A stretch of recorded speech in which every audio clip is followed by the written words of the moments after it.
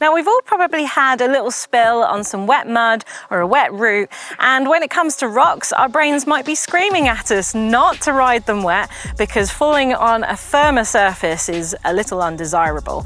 But what if I told you that some rocks are actually more grippy than mud or root, and sometimes I'll actually beeline for them for the grip?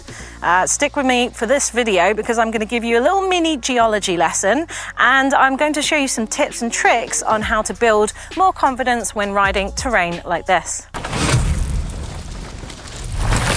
Regardless of the grip level of the rock, the formations can give some really interesting topography to the trail. They can be polished, they can be jaggedy, they can even have stuff protruding which might damage your tires as you're rolling by.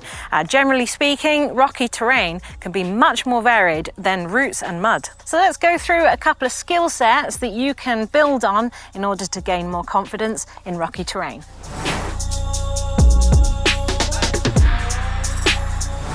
Granite, slate, flint and chalk and marine limestone, such as we can find here in Finale Ligure, they all have different properties, different grip levels, and they definitely react differently to moisture.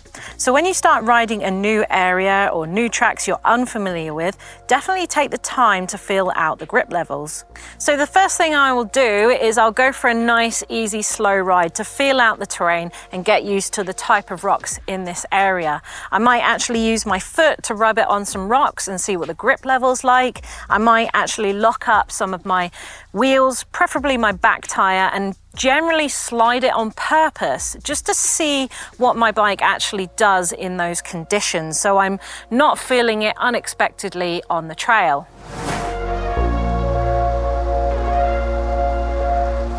So once you've feeled out that rock and that terrain and you're comfortable with its grip level, then you can let loose a bit, because rock has very set properties and chemical mix, so it's consistent. So a piece of slate is a piece of slate, for example, whereas mud can have different moisture levels, it can have sand, it can have leaf mulch, and it can change as it goes down a trail. Whereas once you know the rock situation, it is what it is throughout the trail. So now I'm comfortable with the grip level of these rocks, I can just treat this trail just like any other trail and ride the topography of it as though it was dirt. All I have to do is add a little bit of dynamic risk assessment, just checking the rocks as I go, because sometimes the surface can grow lichen and moss and algae, and that stuff can be really slippy, especially in the wet and sometimes in the dry. So let's move on to our next skill, which will be coping with line choice.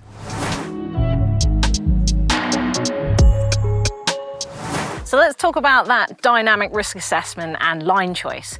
And basically what I like to do is look as far ahead as possible. And what this does is this allows us to scan the trail, and we can take it all in when we're riding quite fast, and then everything should feel a bit more predictable. If you imagine looking down straight at the ground, you're not going to know what's going to happen. You're going to be reacting really last minute, and it's going to feel like a panic. If we look far down that trail, then we've got a couple of line choices here, depending on how you feel about this trail. So we've got a curve that follows the gully in a kind of an S-bend here, which might be great for you if you don't want to go over the rocks, if you're not comfortable popping the bike, or if you think that that rock is going to be quite slick. And then the second line choice is actually going over those rocks and straight lining. Sometimes if the rocks are quite slippy, you might not want to turn into the gully, and so this might actually be your ally.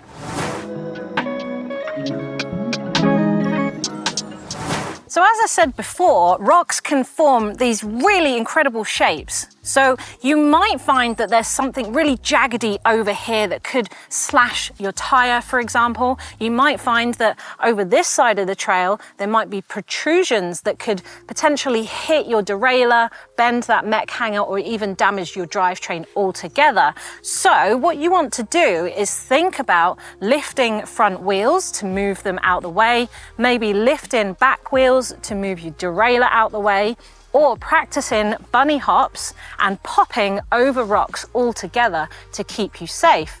Now, a little tip for you to go away and work on is to just go by a curb just on your local street and practice picking up your front wheel, putting it on the curb, and picking up your back wheel and putting that on the curb as well. And you'll get more comfortable with moving the bike around.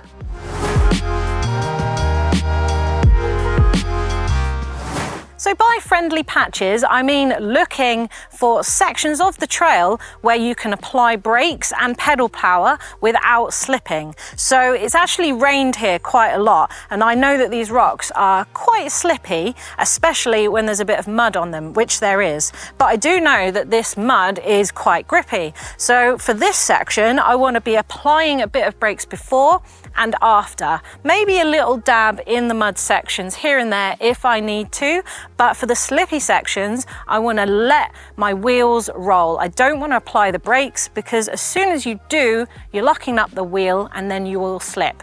So you need to be scanning all the way in order to look for grippy places to brake. Well, there you go. Those are my tips to help you be more confident on those rocks. But let me know if I've missed a few. Is there something you always do when you ride rocks and it helps you? Let me know down in the comments below to help out that community.